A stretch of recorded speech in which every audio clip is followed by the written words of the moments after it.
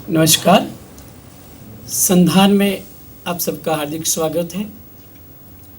अक्सर कहा जाता है कि कवि का सीधा संबंध संवेदना से होता है। Poets are born but not made.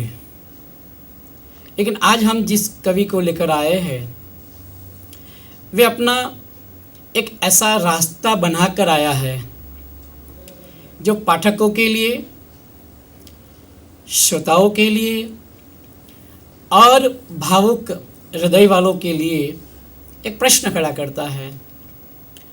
आखिर संवेदना जटिल क्यों होती है? कविता के दो पक्ष हैं, अनुभूति पक्ष और अभिव्यक्ति पक्ष। मुक्तिबोध एक ऐसे कवि हैं जो अपने भाव और अनुभूति की जगह अभिव्यक्ति को केंद्र में रखकर एक नए पथ को अनुसरण करने के लिए वाचक और दर्शक को मजबूर करते हैं। उनके लिए कहा जाता है कि यदि मुक्तिबोध की कविता के पास पहुंचना है तो आपको धैर्य रखना पड़ेगा, संयम से बरतना पड़ेगा। जिस प्रकार अनानास को खाना है तो ऊपर से इतना कठोर होता है, अंदर से भी कहीं कहीं आपको सावधानी बरतनी पड़ती है। जैसे नारियल के पेड़ पर बड़े बड़े नारियल को देखकर मुंह में पानी तो आता है, मगर उस तक पहुंचने के लिए काफ़ी परिश्रम करना पड़ता है। तो ये सहज साध्य नहीं है, ये पर्वत से निकलने वाली गंगा नहीं है, मगर समुद्र के भीतर जो एक लावा है, जो ज्वाला है, ऐसे ही अंतर विरोधों में से जो अपनी बात कहते हैं, ऐसे गजानन माधव मुक्तिबोध पर प्राध्यापक अश्विन भाई मकवाणा अपनी बात करने जा रहे हैं। नमस्कार। गजानन माधव मुक्तिबोध पर जब हम चर्चा करने जा रहे हैं तो सबसे पहले उनके जीवन पर हम लोग प्रकाश डालेंगे और मूलतः मैं ही उनके जीवन पर प्रकाश डालूँगा। तो सबसे पहले उनका जन्म 13 नवंबर 1917 को श्योपुर, ग्वालियर जो मध्य प्रदेश में पड़ता है, वहाँ हुआ था। उनका निधन, इनके लिए स्वर्गवास शब्द का प्रयोग करना उचित नहीं है, इनके लिए निधन या मृत्यु शब्द का प्रयोग करना ज़्यादा उचित है, क्योंकि यह जो है वह मार्क्सवादी है, कम्युनिस्ट है, वह अध्यात्म या अध्यात्मवाद में या ईश्वर में न मानने वाले नहीं है। इसीलिए उनके अंत समय को या तो निधन कहे या मृत्यु कहे। तो उनका जो निधन है वह 11 सितंबर 1964 को हबीबगंज में हुआ था। उनके जीवन में कई विचित्र घटनाएं घटित हुई है, जिसमें से एक घटना तो यह है कि वह जब 6 महीने के थे उसी समय उन्हें जब सुलाया गया था तो वहाँ से एक बंदर उन्हें उठाकर ले जाता है। फिर बंदर को कैसे भी करके पटाकर खपरेल पर लाया जाता है और बंदर मुक्तिबोध को वहाँ छोड़ते हैं और फिर मुक्तिबोध को वहाँ से लिया जाता है। दूसरा उनके जीवन का एक संयोग यह है कि उनका जो मृत्यु दिन है वही उनके पिताजी का भी मृत्यु दिन है। तो कुछ उनका जीवन भी या उनके जीवन में भी कहीं न कहीं कुछ विचित्रता रही है जो उनके साहित्य में भी प्रदर्शित हुई है। दूसरी बात करेंगे हम उनके परिवार की। तो परिवार में उनके पिता का नाम था माधवराय जी, माधवराव मुक्तिबोध, जो अंग्रेज रियायत में कोतवाली की नौकरी करते थे, जो 10वीं पास थे और फारसी के अच्छे जानकार भी थे।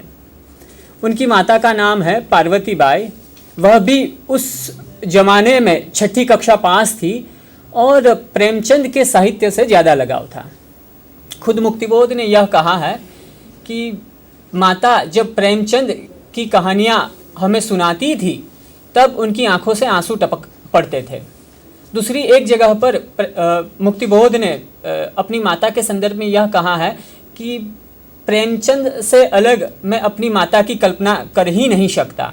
तो मुक्तिबोध में जो साहित्यिक संस्कार पड़े वह पिता और माता, और इससे भी आगे कहे तो दादा परदादा के संस्कार वैसे थे, साहित्यिक थे, तो इसी कारण उनमें भी यह संस्कार दिखाई देते हैं। उनके दो भाई थे, एक थे शरद चंद्र जो मराठी के उस समय के प्रसिद्ध कवि रहे हैं, और दूसरे थे वसंत मुक्तिबोध। उनकी पत्नी का नाम है शांताबाई। शांताबाई के संदर्भ में भी एक घटना है कि जो शांताबाई है वह उनकी जो फूफी थी उनके यहाँ नौकरानी की बेटी थी। तो गुलाम भारत के समय में मुक्तिबोध ने अपने घर में, यानी वह जब फूफी के पास रहते थे तो वहाँ किसी कारणवश जैसे बीमार हुए थे, तो बीमारी में शांताबाई ने उनकी सेवा की थी, जिससे उनसे प्रणय हुआ था। परिवार के सामने उन्होंने शांताबाई से विवाह का प्रस्ताव रखा। परिवार ने पहले तो ठुकराया, लेकिन जो गजानंद है उन्होंने अपना जो शांताबाई से लगने की जो बात थी उससे अड़े रहे, और फिर परिवार ने उनका विवाह एक मंदिर में शांताबाई से करवाया। उनके दो पुत्र थे, एक थे रमेश और दूसरे थे दिवाकर। इससे पहले भी उनके 4 पुत्र थे जिनकी समय के चलते हुए मृत्यु हो गई थी। यह हुई उनके परिवार की बात। अब आगे शिक्षा की बात। तो शिक्षा की बात करें तो क्या कहे कि जिस तरह से उनके पिताजी कोतवाली की सर्विस करते थे, तो सुखी परिवार से थे, इसलिए पढ़ने में उनका उतना रस नहीं था। तो कहीं ना कहीं पढ़ने में थोड़ी गड़बड़ी रही है, और क्या कहे कि पास होते होते बीच में कई बार भी कहने का मतलब है परीक्षा में नापास या असफल रहे हैं। तो 14 वर्ष की आयु में उन्होंने मिडिल की परीक्षा पास की, 18 वर्ष की आयु में इंटर की परीक्षा पास की, 21 वर्ष की आयु में उन्होंने बीए की परीक्षा पास की, और बीए की परीक्षा पास करने के बाद 15 साल या 15 वर्ष के बाद उन्होंने एमए की परीक्षा पास की। एमए की परीक्षा पास करने के पीछे उनका उद्देश्य यही था कि एक तो वह जब पारिवारिक रूप से अपनी पत्नी से जुड़े, तो एक तरफ पत्नी अपने व्यक्तिगत परिवार का भार, दूसरी तरफ अपने माता पिता का भी भार, और अपने दोनों छोटे भाइयों का कहने का मतलब है कि उनके विकास का भी भार उन पर था। तो वह यह चाहते थे कि भाई ज़्यादा आमदनी हो, इसीलिए उन्होंने बीए करने के 15 वर्ष बाद उन्होंने एमए किया। अब आगे हम बात करेंगे उनके व्यक्तित्व की। तो सबसे पहली बात करें तो सरल स्वभाव, ठीक है। ज़्यादातर यह कहा जाता है गजानन माधव मुक्तिबोध के संदर्भ में कि उतना सरल स्वभाव नहीं रहा है, कहीं ना कहीं क्या कहे एक जटिल स्वभाव है, लेकिन उस जटिल स्वभाव के मध्य भी कहीं ना कहीं उनके स्वभाव में सरलता थी। जैसे वह जब पढ़ते, कहने का मतलब है पढ़ते थे या कहीं उन्हें जाना होता था तो अपने मित्र का कोट भी लेकर पहनते थे। तो वह बात बिना झिझक के उन्होंने क्या कही है अपने साहित्य में, उस बात को भी कहने का मतलब है कि सीधे रूप से प्रस्तुत किया है। दूसरी एक बात है कि अंतिम समय में जब वह व्याख्याता बने तो वह दूसरी श्रेणी में एमए पास थे। तो उनसे पहले एक उम्मीदवार था जो क्या था, पीएचडी पास था। तो वह अपना त्याग पत्र लेकर कॉलेज के प्रमुख के पास गए और यह कहा कि भाई आपने जो मेरा चयन किया है वह गलत है, जिसका चयन होना चाहिए था उसका ही चयन कीजिए। तो देखो ये एक सरल स्वभाव है, ठीक है। ये कहते हैं ना कि भाई वैसे यथार्थवादी होते हुए भी कहीं ना कहीं आदर्श है, लेकिन उनका जो आदर्श है वह यथार्थ पर आधारित है, ठीक है। आदर्श का मतलब यह नहीं है कि ईश्वर में मानना, उनका आदर्श है उनका यथार्थ और आदर्श एक है जो मानव में मानने वाला है। दूसरी बात कहे तो एक अन्वेषक, ठीक है, वे जब साहित्य लिखते हैं तो नए नए विषयों पर लिखते हैं, तो कहीं ना कहीं उनमें एक अन्वेषक की दृष्टि है। दूसरी बात करें उनके दूसरे व्यक्तित्व के दूसरे पक्ष की, तो वह है यथार्थवादी। तो यथार्थवादी इसीलिए है क्योंकि वह मार्क्सवादी है, ईश्वरीय दर्शन में मानते नहीं है। अगली उनकी एक विशेषता है बहस और दलील। तो ये उनकी चरित्र की सबसे बड़ी विशेषता रही है कि जब भी वह अपने मित्रों से मिलते थे तो बहस और गर्मा गर्मी से चर्चा और दलील किसी विषय पर जो भी विषय आता था उस पर चर्चा करते थे। आगे एक और उनकी चरित्र की विशेषता है कि वह प्रतिबद्ध रचनाकार थे। उनके जीवन में बहुत से ऐसे पड़ाव आए जहाँ वे साहित्य से छूट गए, लेकिन उनमें कहीं ना कहीं क्या कहे कि भाई रचना करने की या साहित्य लिखने की जो प्रतिबद्धता थी, जिसके कारण उन्होंने क्या किया कि भाई वह रचना लिख सके। मार्क्सवाद से जुड़े हुए होने के कारण उनमें क्रांतिकारी विचार भी दिखाई पड़ते हैं, और यथार्थवादी होने के बावजूद उन्होंने यूंग, एडलर आदि को भी पढ़ा था, जिसके कारण आत्मपरक अभिव्यक्ति भी उनमें दिखाई पड़ती है। साहित्य प्रेमी की पहले ही मैं बात कर चुका हूँ कि परिवार से ही उन्हें ऐसे संस्कार मिले थे कि जिसके कारण वह साहित्य से उनको लगाव रहा था। आगे हम बात करेंगे उनके काव्य सृष्टि पर।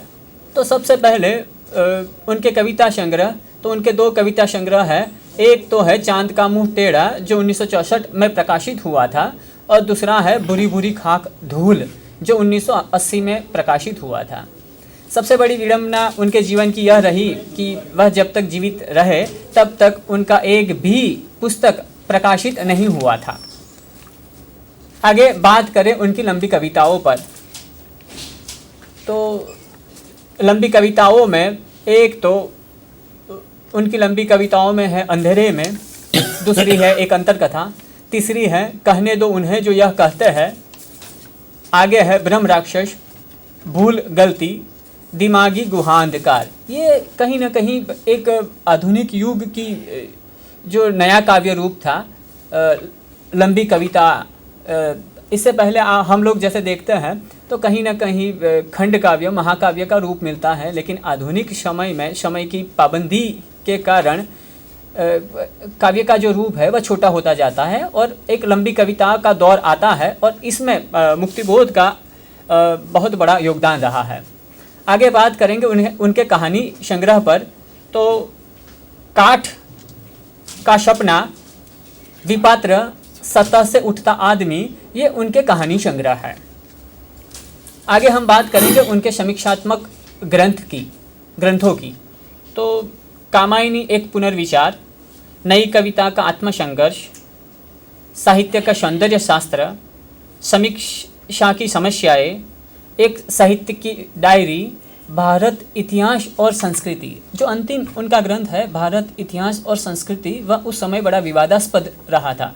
सरकार ने उस पर पाबंदी लगा दी थी क्योंकि उन्होंने हिंदू और जैन धर्म पर जैन धर्म के विरोध में कहीं न कहीं उसमें संशोधन किया था, तो उस पर पाबंदी लगाई गई थी सरकार की ओर से, जो एक विवादास्पद ग्रंथ रहा है। अब आगे अंत में मैं यही कहूँगा कि मुक्तिबोध का जो जीवन है वह कहीं न कहीं संघर्ष और संघर्ष से ही घिरा रहा है। वैसे तो हर व्यक्ति के जीवन में संघर्ष रहता है, लेकिन मुक्तिबोध के जीवन में जो संघर्ष है वह कठिन और कठोर संघर्ष रहा है।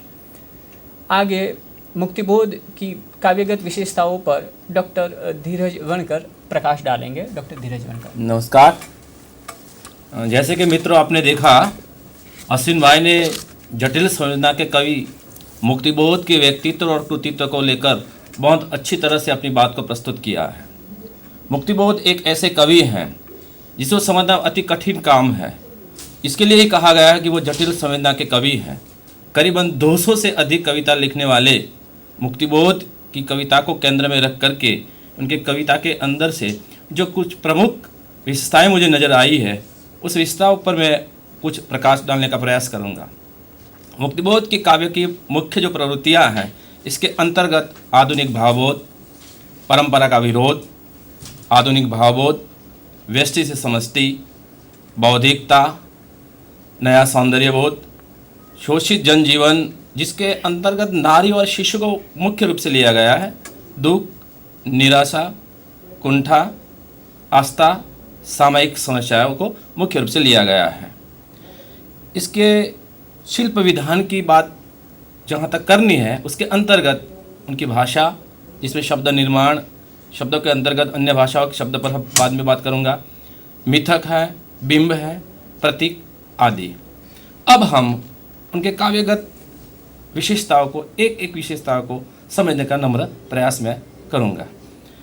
सबसे पहले उनके काव्य की पहली जो विशेषता है, नया सौंदर्य बोध। यह सही बात है कि ये आज की जो सदी है वो ज्ञान और विज्ञान की सदी है, और नई कविता से जुड़ा हुआ कवि, हम जानते हैं कि ये तार सप्तक के कवि है। नई कविता के भी प्रमुख कवियों में हम मुक्तिबोध को गिनते हैं। तो नया कवि अक्सर तो सत्य को ही सुंदर मानता है, और वह कविता के अंतर्गत कुरूपता और सुंदरता के बीच कोई भेद नहीं करते। वो विश्व मानव और प्रकृति को नियमबद्धता की बात करते हैं। मुक्तिबोध की कविता की ये पंक्तियाँ हैं जिसके अंतर्गत वो नया सौंदर्य बोध की बात कर रहे हैं। परमाणु केंद्र के आसपास अपने गोल पथ पर घूमते हैं अंगारे, घूमते हैं इलेक्ट्रॉन, निज रश्मि पथ पर इलेक्ट्रॉन, रश्मियों में बंधे हुए अणुओं का पूंजीभूत एक महाभूत में। जैसे कि हमने देखा कि यहाँ नया सौंदर्य बोध यानी यहाँ ज्ञान को प्रमुखता दी गई है। शोषित जनजीवन जो दूसरी विशेषता है, उसके अंतर्गत मुख्य रूप से नारी जो है और छोटे शिशु जो है, उनका किस प्रकार से शोषण होता है। हमारे समाज के अंतर्गत हम जानते हैं अनादिकाल से